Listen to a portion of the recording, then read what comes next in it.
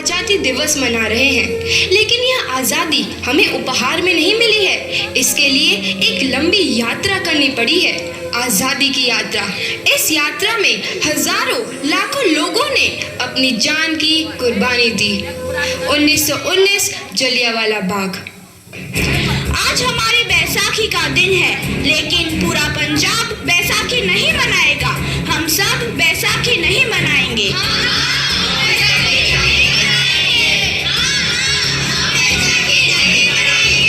जब तक हम अंग्रेजों को भारत से बाहर नहीं निकाल देते, पूरा पंजाब बैसाखी नहीं मनाएगा। अच्छा, तो तुम सब हमारा विरोध करता है, भाग जाओ यहाँ से। इसका अंजाम बहुत ही बुरा होगा। हम नहीं जाएंगे, तुम लोग जाओगे। हमें नहीं, तुमको भारत से भागना होगा। Soldiers fire!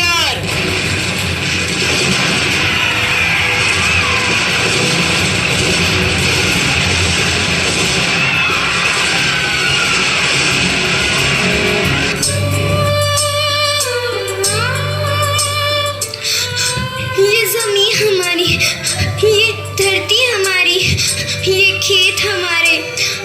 अभी थोड़ी देर पहले हमारी ये फसलें लहरा रही थी, पर इन अंग्रेजों ने हमारी फसलें बर्बाद कर दी। इन अंग्रेजों ने एक ही झटके में इन सब फसलों को काट दिया। अंग्रेजों, तुम्हारे इस अत्याचार से हम डरेंगे नहीं।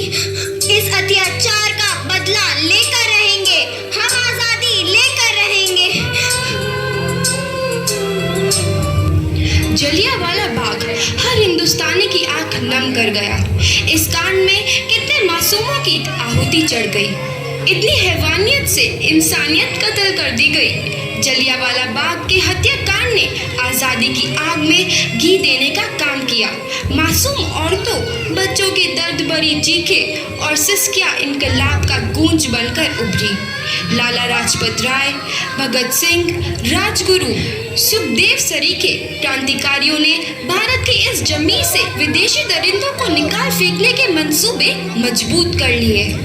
8 अप्रैल 1929 लाला लाजपत राय के नेतृत्व में साइमन कमीशन के खिलाफ एक भारी जुलूस निकाला गया। Simon commission, Simon commission, Simon commission, Simon commission, Simon commission, Simon commission, Simon commission, Simon commission, Simon commission. बेवकूफ इंडियंस, तुमको हमारी बात समझ में नहीं आती। Stop this. Simon commission. नहीं मानता। आई से स्टॉप दिस। लाला जी, आप आगे बढ़ो, हम आपके साथ हैं। लाला जी, संघर्ष करो, हम आपके साथ हैं। लाला जी, संघर्ष करो, हम आपके साथ हैं। लाठीचार्ज करो!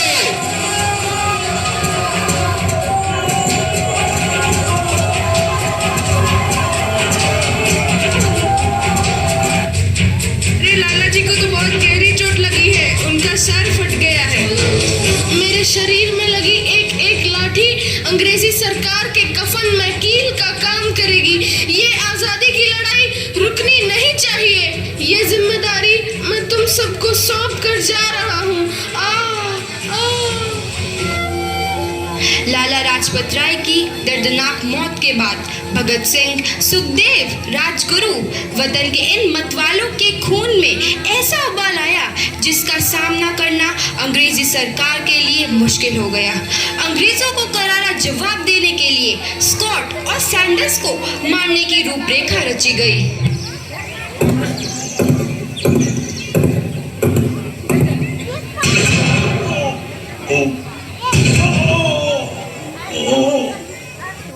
सैंडर्स मारा गया।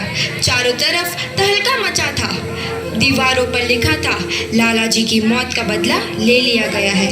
भगत सिंह समेत सभी वहां से फरार हो गए। 8 अप्रैल 1929 दिल्ली में ब्रिटिश सरकार की सेंट्रल लेजिस्लेटिव असेंबली की बैठक में 2 बम धमाके की आवाज सुनाई दी।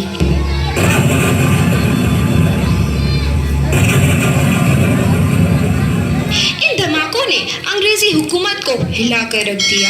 इस घटना को अंजाम देने वाले भगत सिंह, राजगुरु और सुखदेव ने अपने आप को अंग्रेजों के हवाले कर दिया। 1930 को अदालत ने अपना फैसला सुनाया।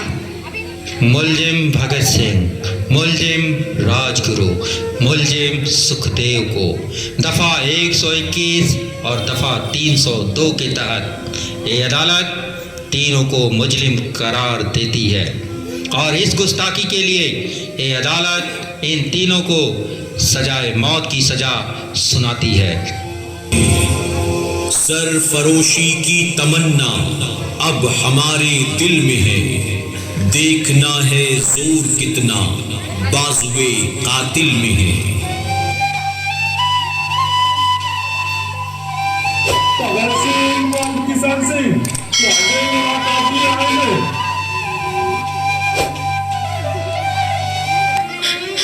पुत्र की हाल है तेरा। मैं चंगा हूँ माँ, फिक्र करने की कोई गल नहीं। पुत्र, मेरा दिल तेरी तरह पत्थर दिल नहीं होगा।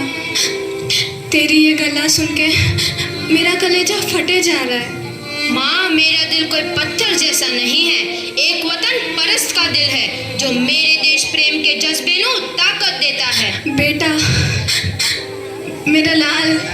माँ, आज मेरी तपस्या पूरी होने जा रही है। जे तू रोई तो मैंने तकलीफ होइया। सोच, तेरा पुत्र आज शादी करने वास्ते जा रहा है।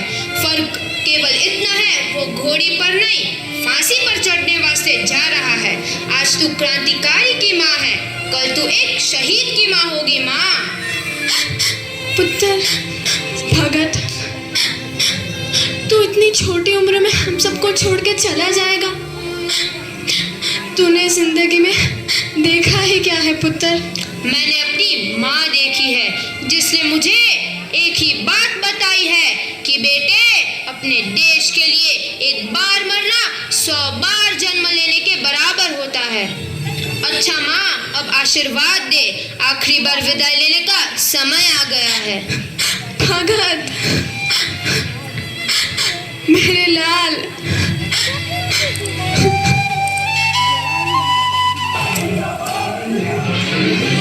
भगत सिंह, तुम्हारी कोई आखिरी ख्वाहिश? हमारे हाथ खोल दिए जाए। हम तीनों दोस्त एक दूसरे से गले मिलना चाहते हैं। उनके हाथ खोल दिए जाए।